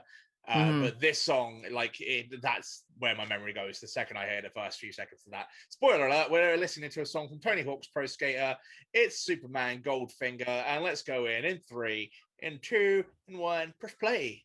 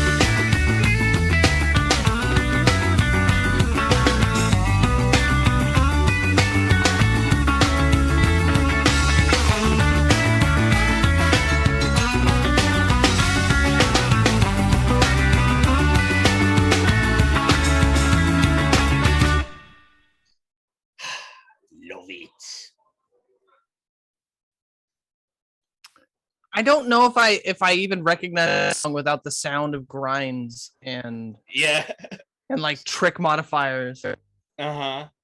It's so exactly. It's so intrinsically connected to Tony Hawk. I love it. Yeah, man, I love it. Like I loved that game when it first came out. I got the remaster on release day when it dropped on PS4 last year. Like again, it's just like childhood. It was like one of those games where you could play local multiplayer with your mates, like two of you just having a laugh. The soundtrack's banging, and it's just fun. It's a good one. All right, what is your second offering from the world of licensed sound? Okay, this is a bit of a trick, in that it was licensed for the advertising, but it was licensed before it came out as a single. Okay. And they used it in a trailer, and I'm not going to give you the trailer because then they cut in with their like trailer noise and stuff. Yeah. We are going back to the world of Kojima, sort of. Let's have a look. See there, Squire. Like back to the world of Metal Gear. So with Metal Gear, I can't remember if it's Metal Gear Solid Vengeance Rising, whatever. Rising, yeah. They did the Raiden game. Yeah. Which was super cool. The advertising for it was that they licensed this Depeche Mode song from their album Sounds of the Universe before the album had come out. Okay. And it was kind of like a big deal in their E3 trailer. So nice. Okay. I dig this song, and it reminds me of that game all the time. So all right, let's get count us down. Do it. 3 and 2 and 1, play.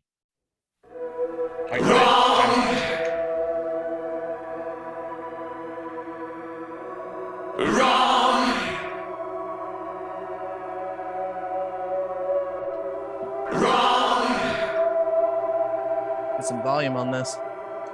Yeah, let's go some volume. I was born with the wrong sign in the wrong house with the wrong ascendancy.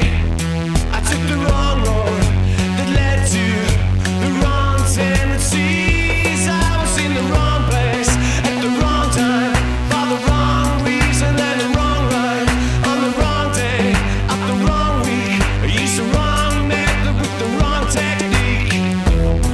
Wrong.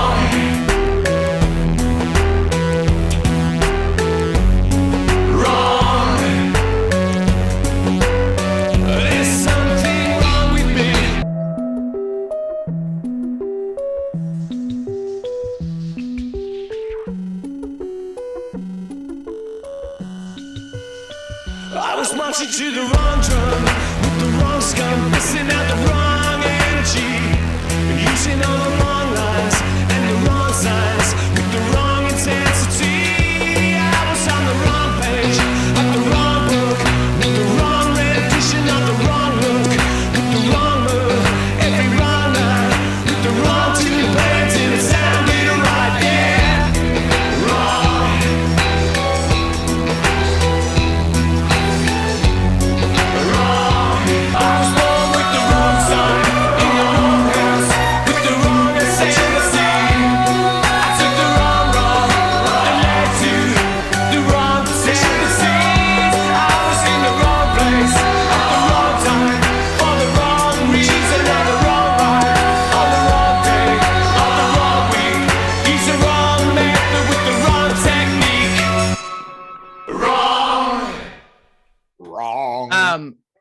Raiden is maybe my favorite character in the Metal Gear franchise, and that song very much speaks to who that character is. And I dig it for that reason. I think that was a great pick. I have more mixed feelings about the game that it's attached to, but I love that idea of who Raiden is. The trailer that they use it in, they did a really good job explaining like how he was a child soldier, how we went through the whole Sons of Liberty thing, how he became a cyborg for his family, and like it's a super cool trailer. So that's my number 2 pick. I like it. I dig it. I'd never heard the track before. I guess I missed the trailer for Raiden, or if I saw it, it just didn't register on the same level. But I do like Raiden. Yeah. I'm a Raiden sympathizer. He gets a lot of flack, and I think it's undeserved. And agreed. No, I dug that track. It was cool. I couldn't tell you what the difference was between the 2 versions that we tested, but I can. But never mind. I will throw out my final offering because I want to end my offerings on a high note, because this track's been mentioned a few times. And it can be summed up in 3 words that's just one word repeated, and it's skeet, skeet, skeet. Okay. So, yeah. Send me that link. Have that link. There's that link. Send that link.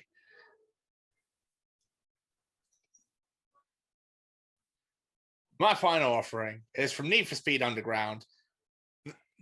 One of the only good ones. Underground 2, and then everything Need for Speed after that is just... Okay. But yeah, Need for Speed Underground 1, I loved this game, and it came out like about the same time as Fast and Furious. It's just like, can I build the Fast and Furious cars? It's basically Fast and Furious video game. And like, this is the one track that, like, again, for me, feels synonymous with that game and that series. So let's get into Get Low in 3, in 2, and 1. Let's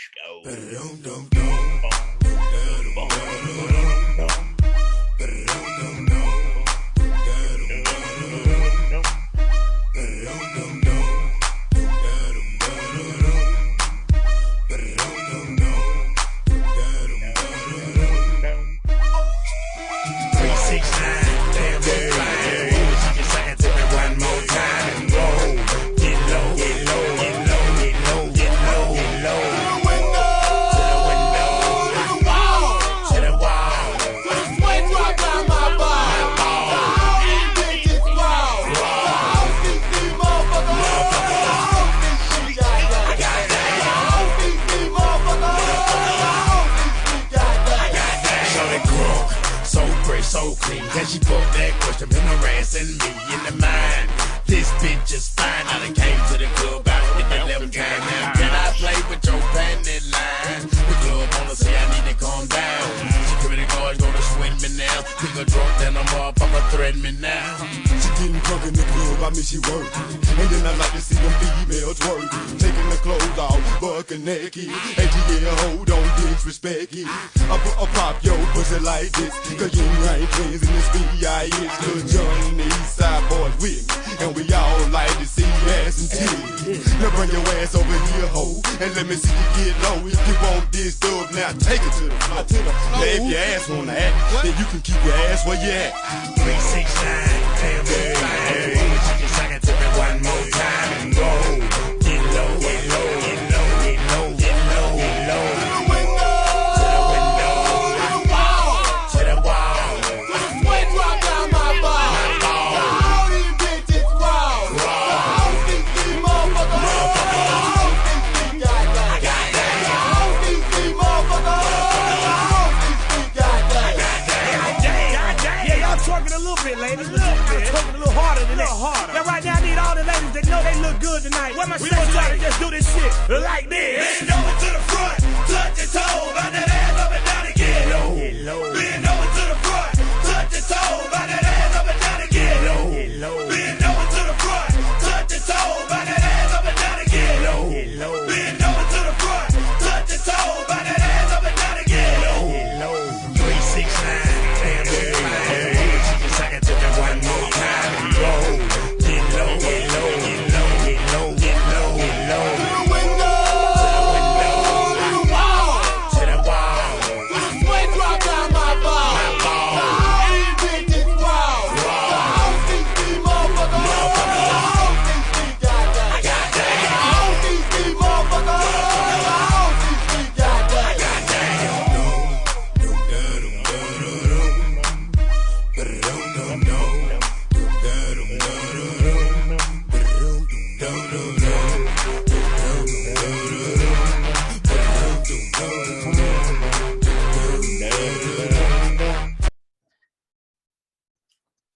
Little John and the East Side boys get low. Skeet, skeet, skeet, skeet, skeet.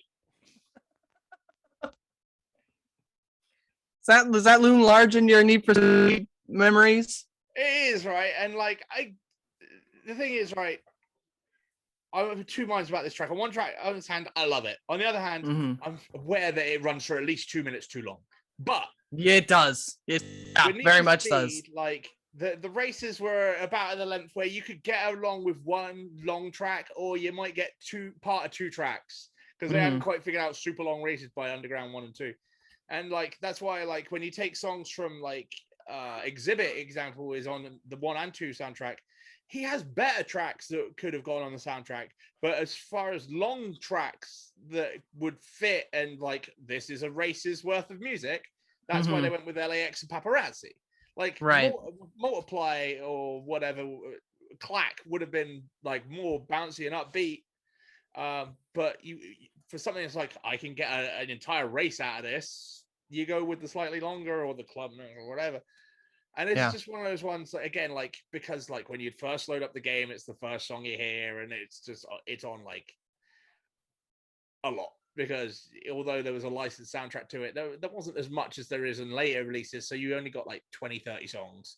And if you're playing your way through the game, you're going to hear that song a lot. So that's the one that's just synonymous to Need for Speed. Yeah. Okay. I dig it. You got me worried now, though. Oh, what? That you can't take us out on as much of a high? Because, like, it's down to you to take us home, brother. I'm going to take us home in a weird fucking place, y'all. Okay. I'm excited. I don't know if you're ready for this. There is never, ever a discussion about video games and music if you aren't at all at least kind of a little bit talking about the greatest game to use music ever, and that game is Jet Set Radio.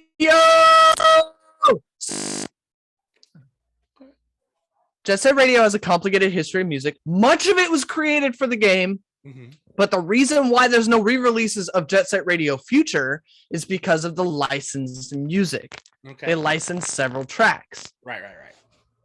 This being the weirdest and my fucking favorite, Chibi Mato's Birthday Cake. Okay. Now, if you don't know who Chibi Mato is, not a clue. Y'all in for a fucking surprise. Right. It's wild. Okay. All right. Well, 316, Chibi Mato. Count us in for the final time, Johhny. Here we go. In 3, 2, 1. Hit it. It's got a bit of an intro. Just gotta give it a second to catch its breath, because it's gonna get fucking weird. Okay.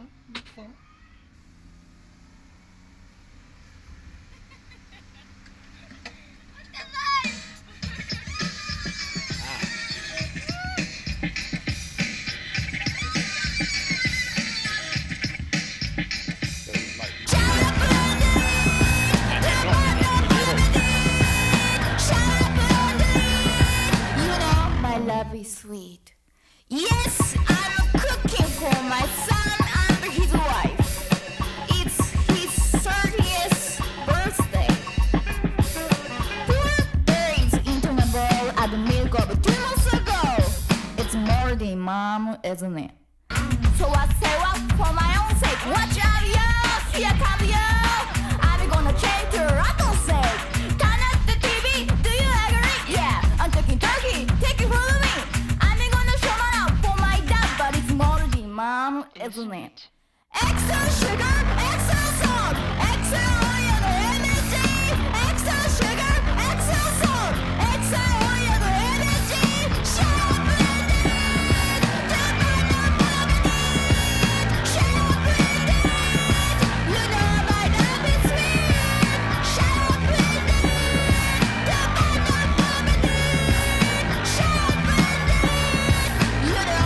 up, it's very sweet. Welcome to Chibi Mato. On Disney Plus. Someone shoving her head up a giant woodlouse. Loki. Why can't I skip this advert? Spanish children turning into fish. Baby Yoda. Disney Plus. Give us your money. I can't help you, man. I That's can't help why. you. I can't help you. All right. Shut it down. Shut it all down. Oh, okay. That was fun. That was a fun little romp. I dug that. I could imagine that in like a scene from an anime. Like, For sure. Have you seen like what was it, Soul Eater? Yes. Yeah, a little bit. So I can imagine just like that, like the kind of like the goth schoolgirl with the scythe on the chain, like beating up a boss to that track or something. I'm probably wrong, but I think Chibi Mato was in the first Blade movie, when they go to that Japanese bar. I think that's them singing, But it's like schoolgirls screaming. They're Japanese. Like their English isn't, obviously you could tell their English isn't perfect, but it's such a fucking weird tune that like it usually turns most people up. They're like, what the fuck? It's just noise. I could see it. But I think it's a like that, or in like Scott Pilgrim, like you could see that. Yeah, totally. Yeah, it's very Knives Chow. Yeah. For sure. But yeah, tell me about it, because that's all I've got to add. I mean, it's one of the songs in Jet Set Radio that like I said, is one of the licensed tracks. It's like a pre-established Japanese band. And it was just one that hooked me every time, like going around the city graffitiing. It was just like this like shrill yelling Japanese woman. I'm like, this is kind of cool. Like, I don't know what it is. It's just hooking with me. So, and much later, obviously they have a bigger career outside of Jet Set Radio. So, that's Chibimato with Birthday Cake. It's a love him or hate him kind of track, but I love Jet Set Radio. I liked it. I definitely appreciate it. That's fair. I appreciate it. That's fair. There's not much to like wrap up. There is one last thing, Pyro, that I didn't tell you about. One last thing. There's a surprise track that I want you to listen to. One more thing. It is a extra special song about video games, not from video games. Okay. That I think I'm not sure if you know about. You will be familiar with the lyricist. Let me get that. And if you're not, his name is Del, the Funky Homo Sapien. Oh yeah. Okay. Are you familiar with the track Protoculture? I don't know. It's going to be one of those ones where I know bits of Del, so I'll either. A lot of people know. Be like, this track. No, it's fine. A lot of people know Del from the Gorillaz. He was like the lyricist on the first album and a few other tracks throughout. Yeah. This is a song that I had learned about ages ago. That if you're of a certain generation, you'll recognize everything they talk about. And I desperately want a sequel. So as we wrap up, I just wanted this to be an homage to video games with a song about video games. The song is called Protoculture. In 3, in 2, in 1, go. Raise it bit by bit. Okay.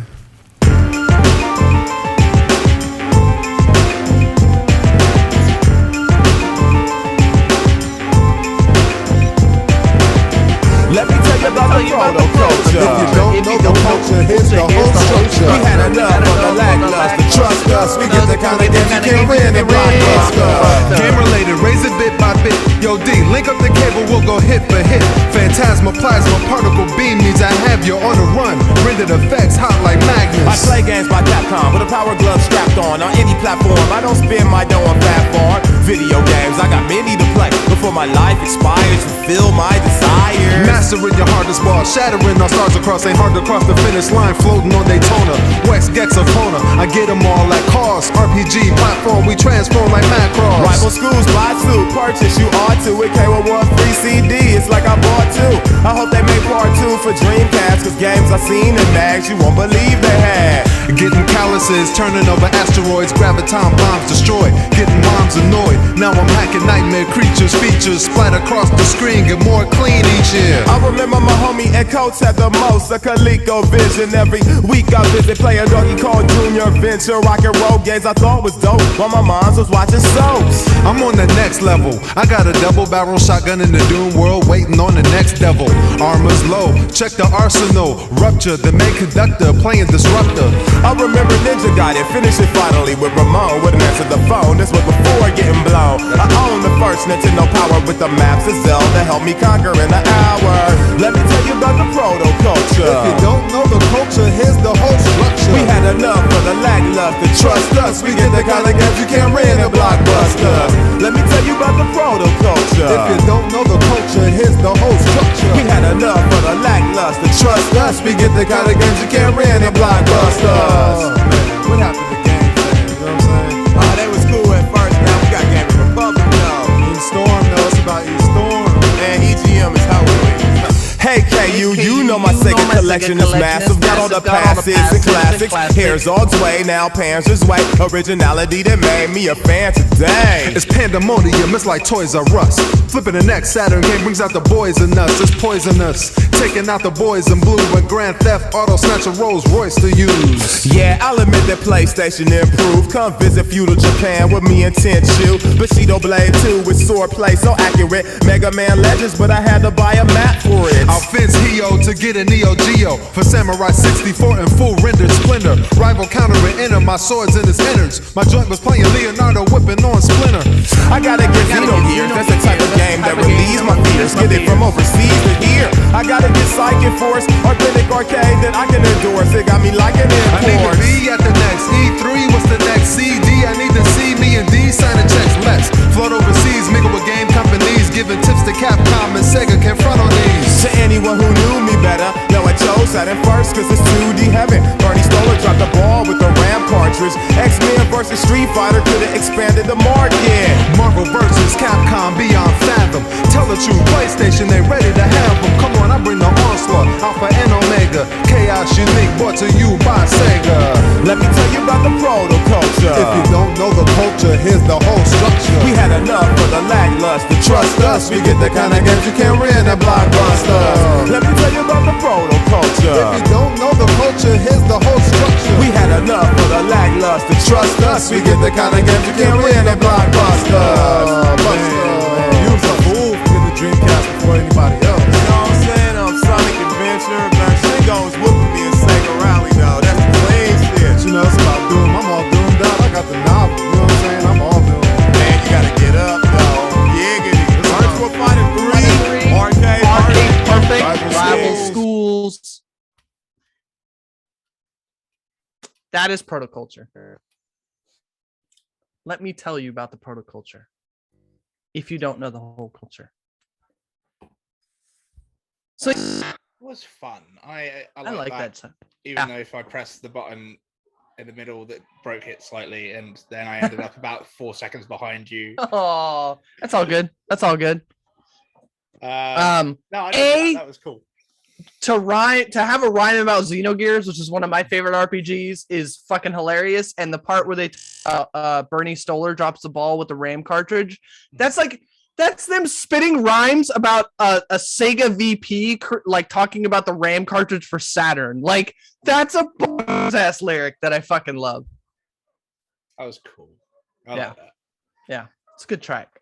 And yeah, not one I'd heard before, but I'm glad I've put it in my ears now. I guess my off-the-cuff honorable mention has to go to the Game Grumps. Ooh. Because those guys have done some great things with games, some great things with music, and specifically with Star Bomb and Ninja Six Party. But this is none of those. This is something just delightful. So I'm going to round us off whimsically, then we'll do a bit of a recap, rejig of final thoughts, and then get the fuck out of here. Because I know you got other things to do. Mm-hmm. So let's round our journey off with some merriment. The Game Grumps variations. It's a Game Grumps animated special, and it's just beautiful fun. In 3, 2, 1, press play. Go.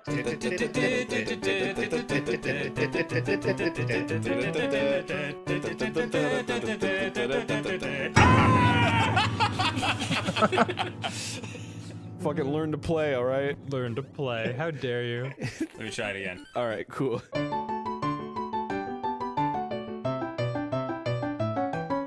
Nice.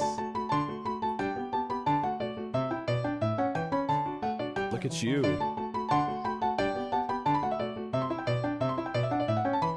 How are your reflexes so fast? Watch this.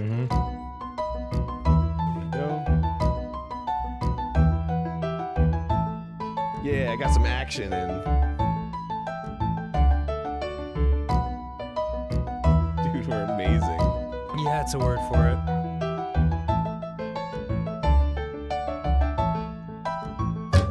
Wow. Sorry. Just relax. Yeah. Let it come to you. It's easy. Really?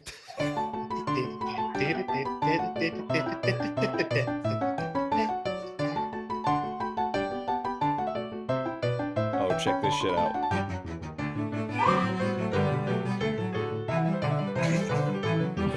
Look at you. You see that? Aaron. I'm twinkling. You're twinkling back there. I see you.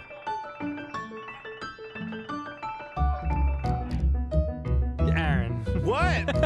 I'm going for a walk. Oh my god. Check it out.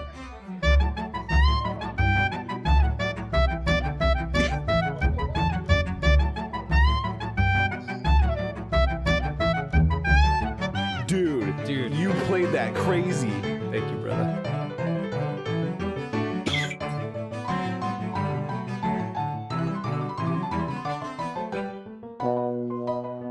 Aaron. This is not cool. This is the opposite of cool. I mean, my god, Aaron.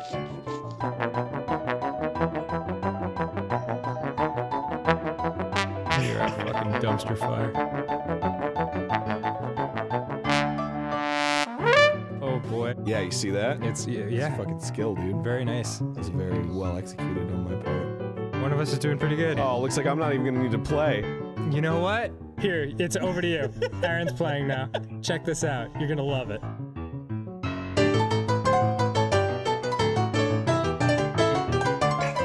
Fuck!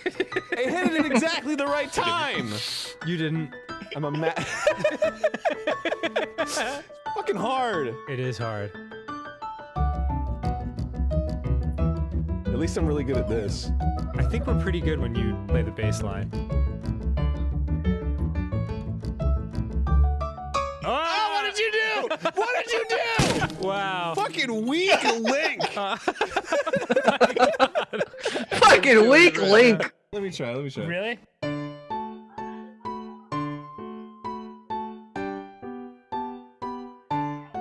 Nice. I'm learning.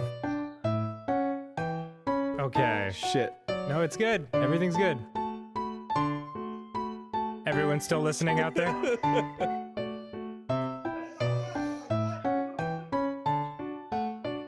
I'm getting excited. Me too. Now stay focused. I got it! I got it! Yes! Yes, you do.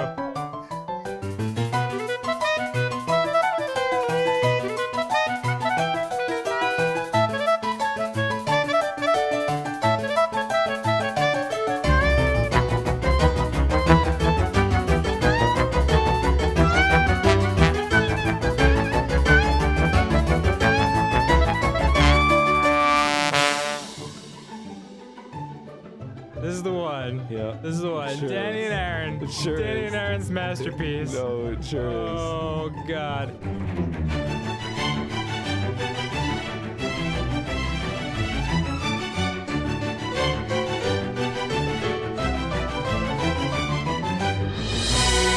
Yeah, baby. Dude, that was magic.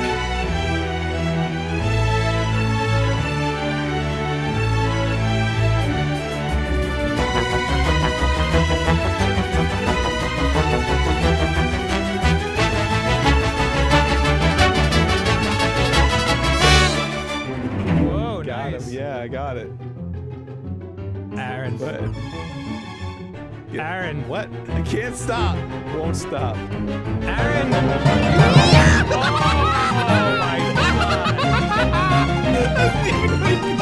That was really impressive.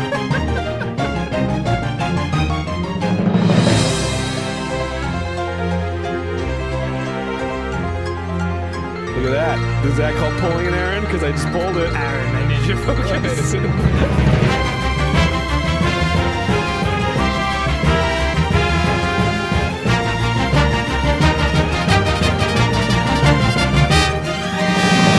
Yeah! Dude, that was awesome. This is a fun game, right? Yeah, I'm having a great time Yeah. because it's with my friend Dan. Thank you.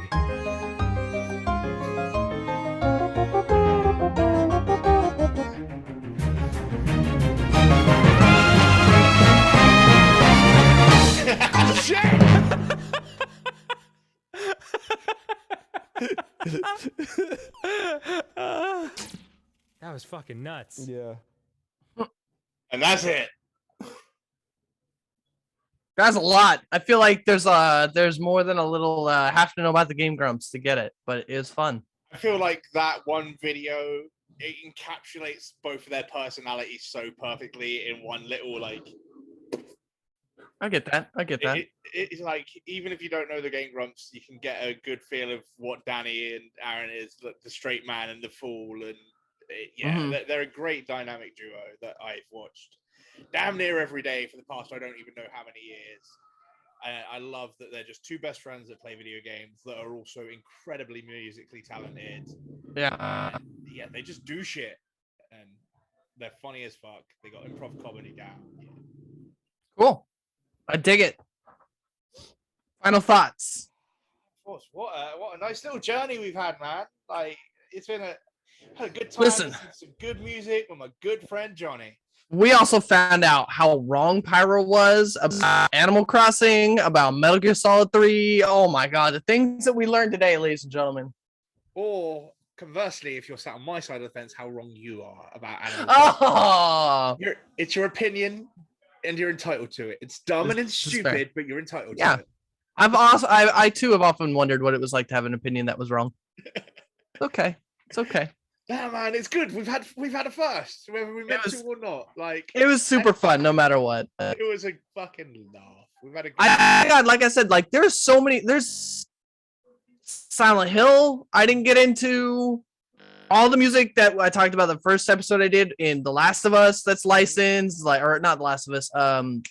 Life is Strange and The Last of Us. Like, guys. This is not even the tip of the iceberg as far as music and video games. We could go all sorts of places. We could literally, I mean, shit. For some of the franchises I brought in, we could do an entire episode just on GTA or just on Tony Hawk. This is what I'm saying. This is what I'm saying. But I feel like we've kind of skirted the edges nicely. We've looked at some classics. We've gone to some not so classics. We got a lot of Metal Gear Solid. A little bit, yeah. We kind of went heavy with it. We triple hitter Metal Gear Solid. Mm-hmm. We got 2, we got 3, we got 2.5. Yeah, 2.5, sort 4.5. 2 3/4. Yeah. Yeah, man. It was a good laugh. I dug it. Yeah, I don't have much else to say. Next week, I'm probably going to be listening to some Tenacious D with Beth. Oh, that sounds awesome. Music and comedy. Because I feel like that's a good place to go to with music and comedy. Yeah. I mean, that's a good one, yeah. That's next Monday. Between now and then, I'll be having the finale for Spider-Man maybe on Wednesday. And maybe a finale for Avengers again for a bit on Thursday. So, finale week! That's all another story for another day, though. Until next time, I love you all, and there's not a goddamn thing you can do about it. But for right now, pie is out. So peace out and lights out.